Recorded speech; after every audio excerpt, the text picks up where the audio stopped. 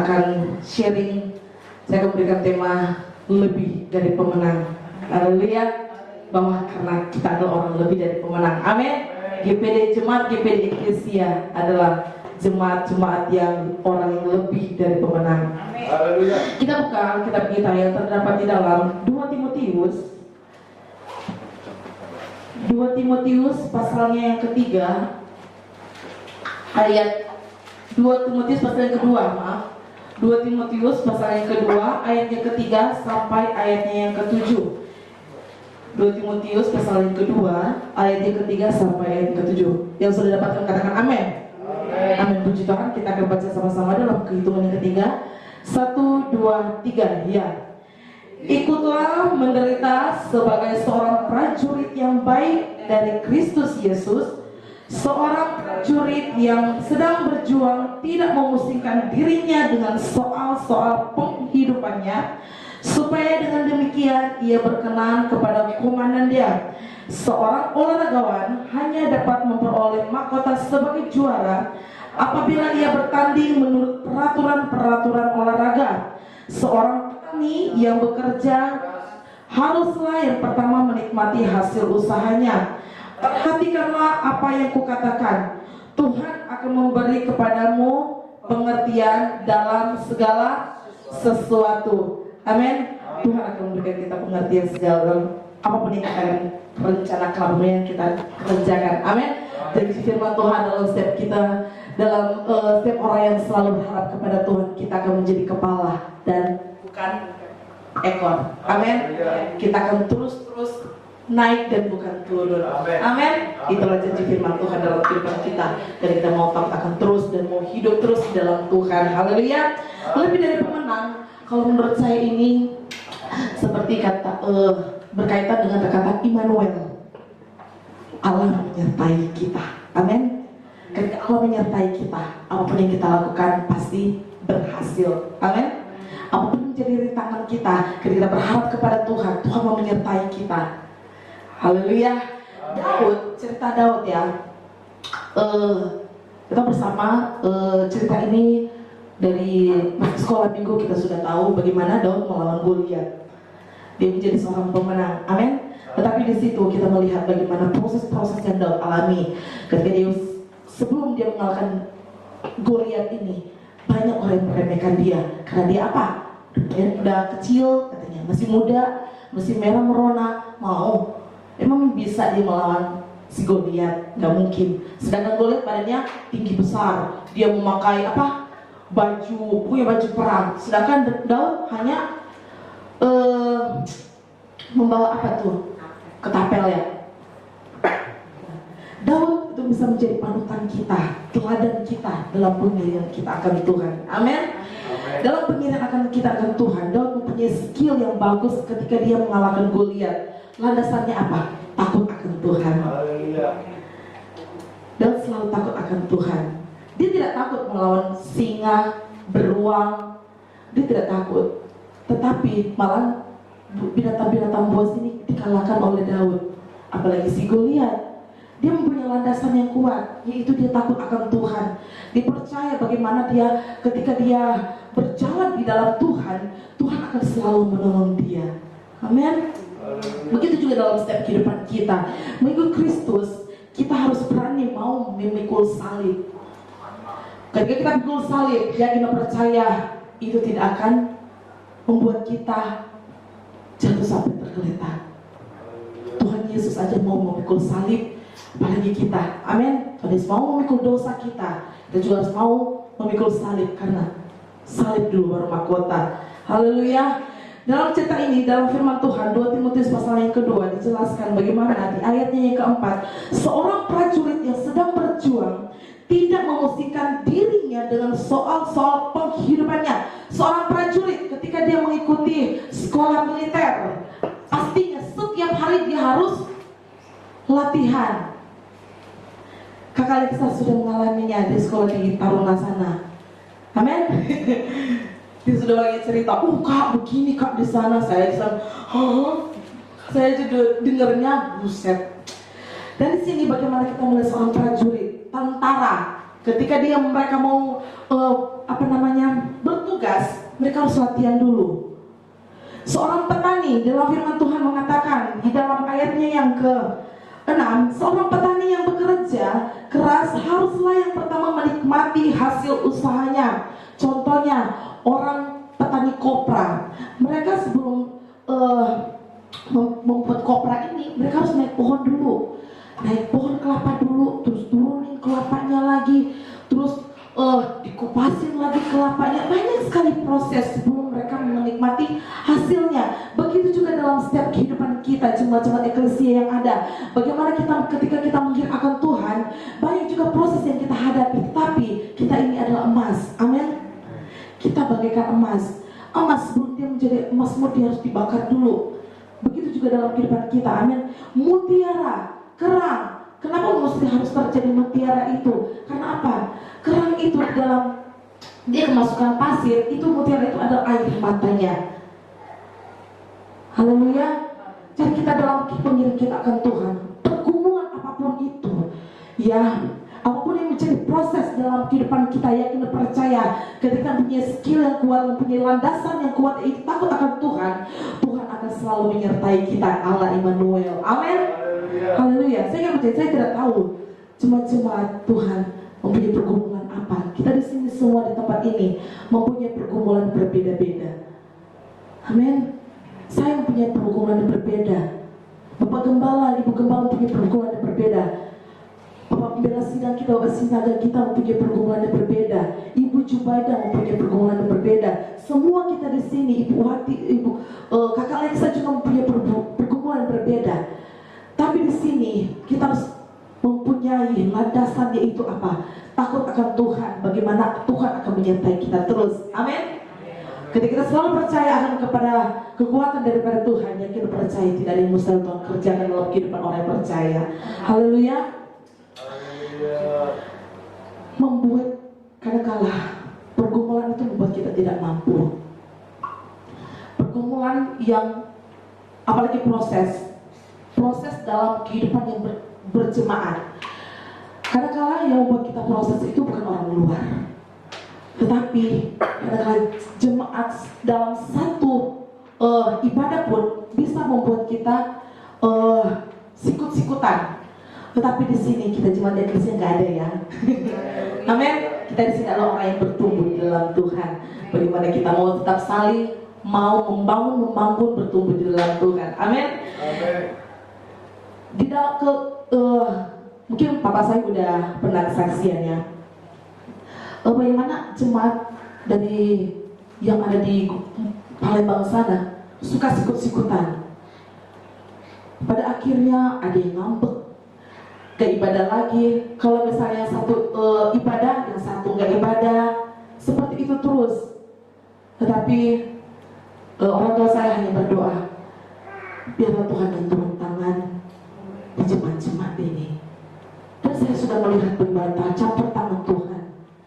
Sampai sekarang ini saya sudah melihat, saya sudah mendengar, dan saya juga sebagai anaknya ya bersuka cita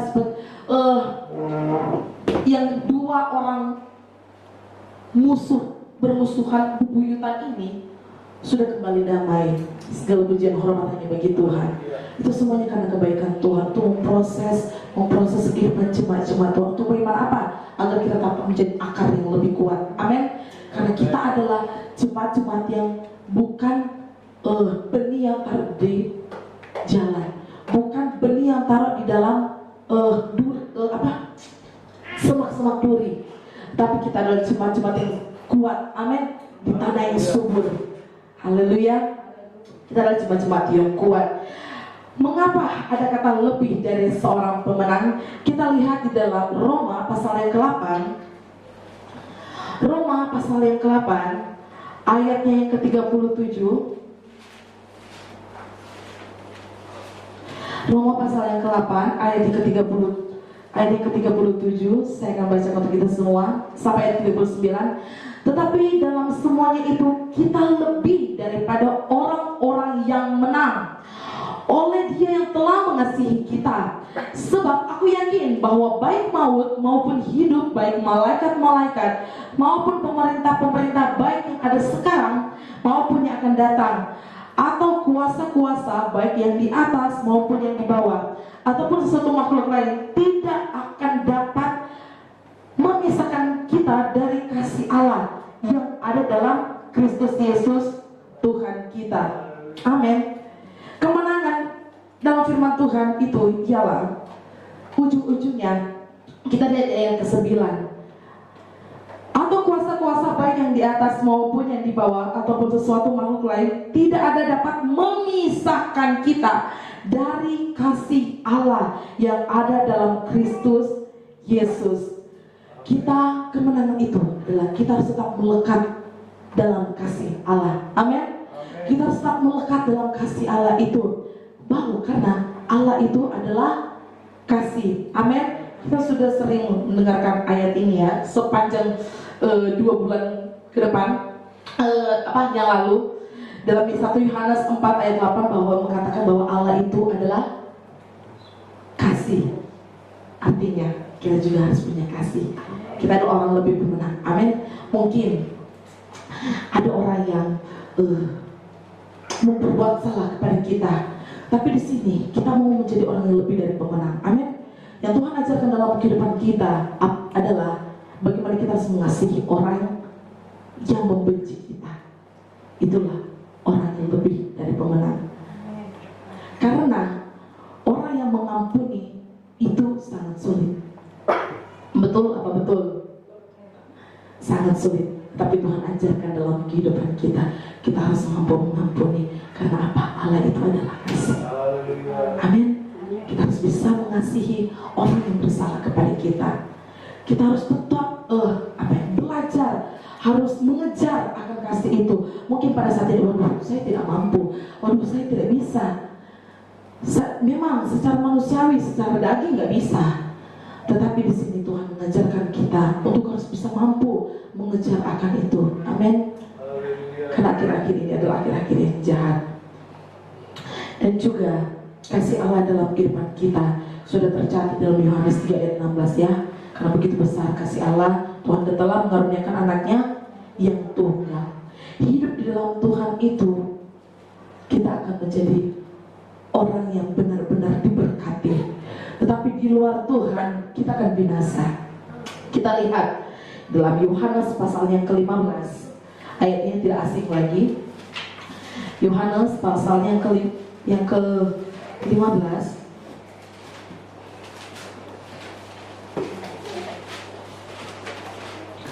Yohanes pasal yang ke-15, ayatnya yang pertama sampai ayatnya yang ke-8. Saya akan bacakan untuk kita semua. Akulah pokok anggur yang benar, dan Bapakkulah pengusahanya. Setiap ranting padaku yang tidak berubah dipotongnya, dan setiap ranting yang berbuah dibersihkannya, supaya ia lebih banyak berbuah. Kamu memang sudah bersih karena firman yang telah kukatakan kepadamu. Tinggallah di dalam aku, dan aku di dalam kamu. Sama seperti ranting tidak dapat berbuah dari dirinya sendiri kalau ia tidak tinggal kepada pokok anggur, demikian kamu tidak berbuah jikalau kamu tidak tinggal di dalam aku. Akulah pokok anggur dan kamu ranting-rantingnya. Barang siapa tinggal di dalam aku dan aku di dalam dia, ia berbuah banyak. Sebab di luar aku kamu tidak dapat berbuat apa-apa. Barang siapa tidak tinggal di dalam aku, ia dibuang keluar seperti ranting dan menjadi kering, kemudian dikumpulkan orang dan dicampakkan ke dalam api lalu dibakar. Jika kamu tinggal di dalam aku, firman-Ku tinggal di dalam kamu, mintalah apa saja yang kamu kehendaki dan kamu menerimanya. Dalam hal inilah Bapakku dipermuliakan, yaitu jika kamu berbuah banyak. Dan dengan demikian kamu adalah murid-muridku. Amin. Kita harus tinggal dalam Tuhan agar supaya apa? Kita mau berbuah banyak. Amin. Buahnya apa? Kasih, sukacita, sampai penguasaan diri.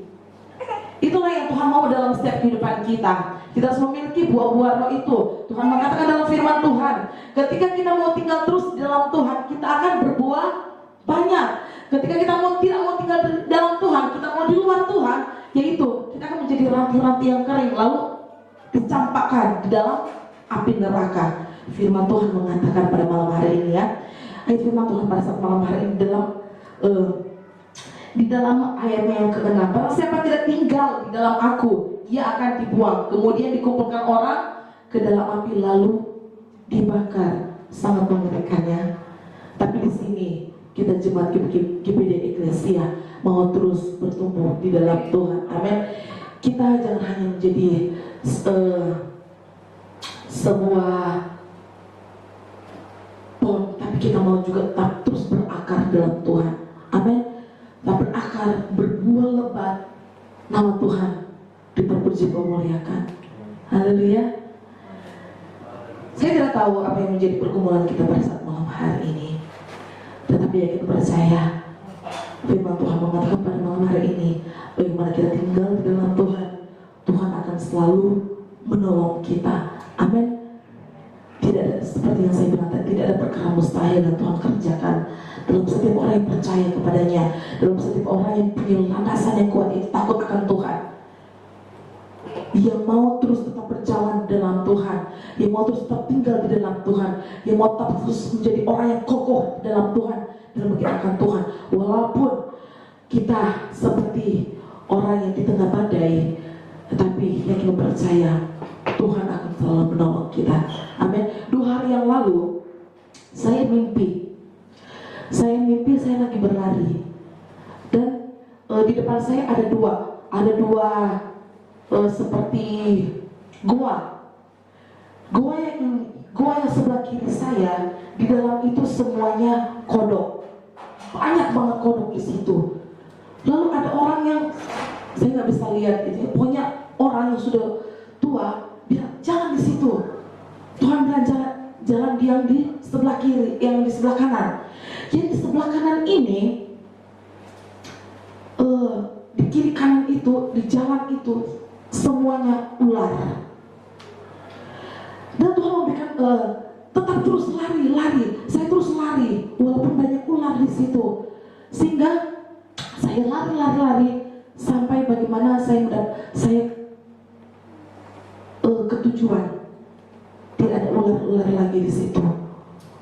Di situ saya tidak tahu arti mimpi ini apa. Tetapi di sini saya belajar bagaimana walaupun banyak rintangan, kiri kanan, tengah mungkin, belakang saya, depan saya mungkin, yang Tuhan mau dalam kehidupan kita adalah kita harus tetap terus berjuang, berlari ke depan untuk mengejar apa yang Tuhan inginkan dalam kehidupan kita. Amin. Dalam menggerakkan Tuhan tidaklah mudah. Banyak sekali proses ujian yang Tuhan kerjakan dalam kehidupan kita. Seperti anak SD, ketika dia mau naik SMP, dia harus ujian dulu. SMP, ketika dia mau naik SMA, dia harus ujian dulu. Seperti itulah kita. Ketika kita mau naik level, kita harus mengikuti ujian-ujian. Dan kita mungkin mendapati cobaan yang diizinkan oleh Tuhan. Tuhan dalam firman Tuhan mengatakan cobaan-cobaan itu tidak melebihi batas kekuatan kita. Amin. Jadilah orang seperti lebih dari pemenang. Ayat terakhir, Mazmur 23. Ini ayat yang sangat tidak asing. Mazmur 23 ayatnya ayat yang pertama sampai ayatnya yang ke-6.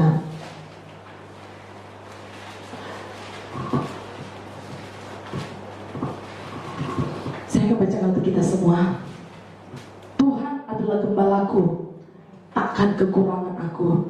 Ia membaringkan aku di padang rumput yang hijau. Ia membimbing aku ke air yang tenang. Ia menyegarkan jiwaku. Ia menuntun aku di jalan yang benar oleh karena namanya. Sekalipun aku berjalan dalam lembah kekelaman, aku tidak takut bahaya, sebab Engkau besertaku. Gadamu dan tongkatmu itulah yang menghibur aku. Engkau menyediakan hidangan bagiku di hadapan lawanku. Engkau mengurapi kepalaku dengan minyak, pialaku penuh melimpah, kebajikan dan kemurahan belaka akan mengikuti aku seumur hidupku, dan aku akan diam dalam rumah Tuhan sepanjang masa. Amin. Kita harus bisa membangun mesbah. Mesbah itu untuk bagaimana kita tetap terus dekat dengan Tuhan. Amin. Betapa pentingnya mesbah ini dalam kehidupan kita. Karena kalau kita tidak berdoa kepada Tuhan, kita tidak akan mendapatkan kekuatan daripada Tuhan. Ketika kita tidak bisa mengandalkan Tuhan, bagi Tuhan sebenarnya ini proses yang kita alami itu gampang. Tapi karena kita tidak mengandalkan Tuhan, kita putus asa, tinggalkan Tuhan. Akhirnya apa? Kita terjerumus seperti ranting-ranting tadi. Tuhan katakan ketika kita tidak di luar Tuhan, kita akan dibakar. Jemaat saya kita percaya, jemaat-jemaat eklesia adalah jemaat-jemaat yang mampu bertahan di dalam ujian apapun. Amin. Karena Tuhan sudah mempunyai, Tuhan sudah mengajarkan kita untuk bagaimana kita mempunyai landasan kokoh yang kuat itu. Kita adalah anggur yang berbuah lebat. Amin. Kita ada pokok anggur yang berbuah lebat. Bagaimana Tuhan selalu memberkati kita. Haleluya. Puji Tuhan. Acara selanjutnya saya serahkan kepada Bapak Gembala.